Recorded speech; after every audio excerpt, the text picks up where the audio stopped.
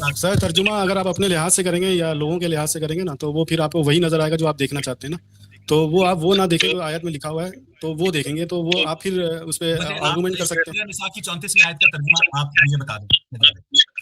नशूज़ु हुन्ना लिखा हुआ है सर, नशूज़ु हुन्ना असाबी सदमा जो है ना वहाँ पे है, और आगे भी वजाहत, एक आयत दूसरी आयत की वजाहत करती है। तुम आगे देखते हैं तो उसमें लिखा हुआ जब तुम्हारी बीवी असाबी सदमा पहुंचाए और तो फिर उसको वाज करो। सही है, तो उनको पहले समझाओ, तुम्हारा फिर कहाँ माने। अच्छा, इसका मतलब ये है कि देखो मेरी बीवी ने नहीं, जिनसी ताल्लुक में आप डायरेक्टली सारी वो गहराई में नहीं जाए ना। ओके, जिनसी ताल्लुकात असाबी सदमा क्या होता है? असाबी सदमा मैं डिटेल के साथ तो बता नहीं सकता कि अब जो भी है रिलेटेड गैर मर्दों के साथ जो भी बात है या कुछ भी है, गैर मर्दों के साथ एग्जैक्टली। शादी का मामला है ना, ये दोनों फ्रीक का आपस का मामला है। इसमें सिर्फ एक ऑप्शन दिया है जिस पे आप बात कर रहे हैं। ये कोई इतनी बड़ी बात नहीं है, इतना बड़ा इशू नहीं है जितना बड़ा आप इसको बना रहे हैं। जो इस्लाम के मतलब जो आपके बेसिक सवाल है उन पे बात करें तो ज्यादा बेहतर होगा। सर मेरा इस्लाम के मतलब सबसे बेसिक सवाल ये है कि आप जिस अल्लाह ताला के वजूद पर यकीन रखते हैं, इस कायनात को बनाने से पहले वो कहाँ पर पाया जाता था? क्या सॉरी आवाज कट गई आपकी सर, दोबारा बता दीजिएगा। अल्लाह ताला ने इस कायनात के ज़मानो मकान को तख्लीक किया है, तो फिर आप अल्लाह ताला ज़मानो मकान की तख्लीक से पहले खुद अदम में किस तरह मौजूद था?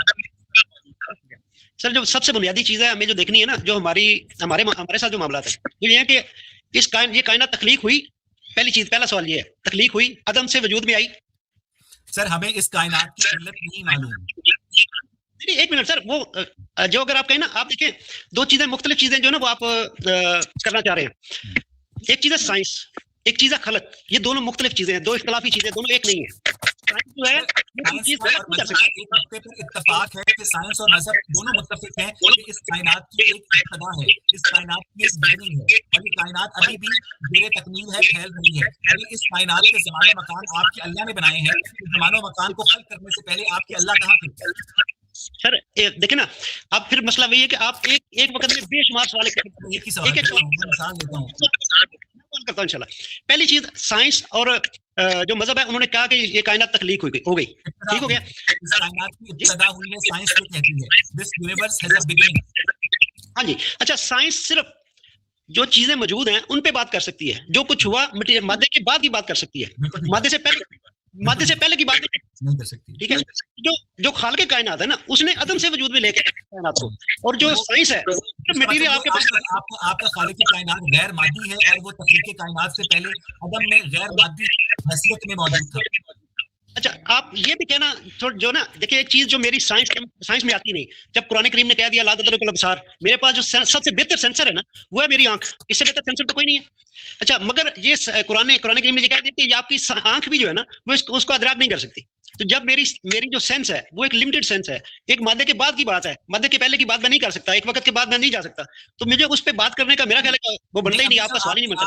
आपके अल्लाह ने खुद सूरह हूद की आयत नंबर 7 में कहा है कि इस कायनात की जमीन और आसमान की तख्लीक से पहले मेरा अर्श पानी पर था। तो जब ज़माना में पानी तख्लीक नहीं हुई थी तो सूरह हूद की आयत नंबर 7 के मुताबिक आपके अल्लाह ताला पानी पर अर्श बिछाकर क्यों झूले ले रहे थे? जी नदीम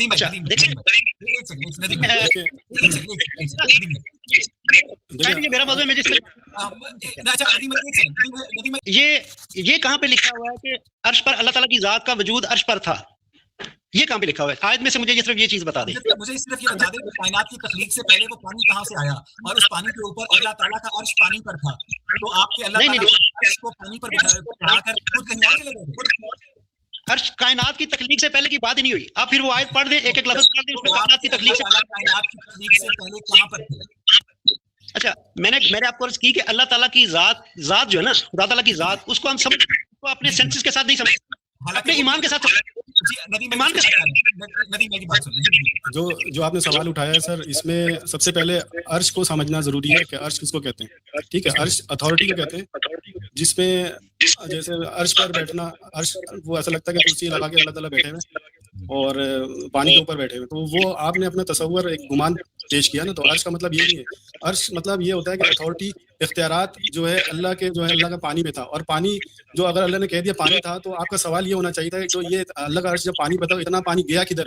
तो पानी अगर आप देखें तो आज वो मिल्की वाइट वगैरह में आप देखें तो दुनिया से 10,000 गुना पानी वहाँ मौजूद आपको नजर आएगा। और दूसरा, आसमानों में पानी है, समुद्र में 3 हिस्सा पानी है। आपके अल्लाह के पास इख्तियार का लफ्ज नहीं था, या उन्होंने ये ड्यूटी सैयद नदीम की लगाई थी कि मैं तो इस आयत में अर्श का लफ्ज इस्तेमाल करूंगा, लेकिन इसमें मेरी मुराद क्या है ये नदीम बताएगा।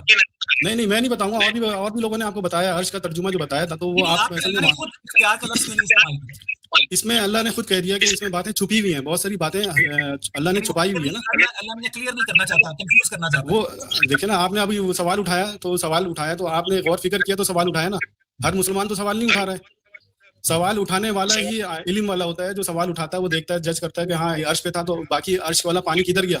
तो आप ये भी तो सवाल उठाए, पानी किधर गया। तो साइंस भी ये सबूत साबित करती है। नदीम भाई, इस कायनात, ये सवाल मेरे अमजद भाई के लिए भी है।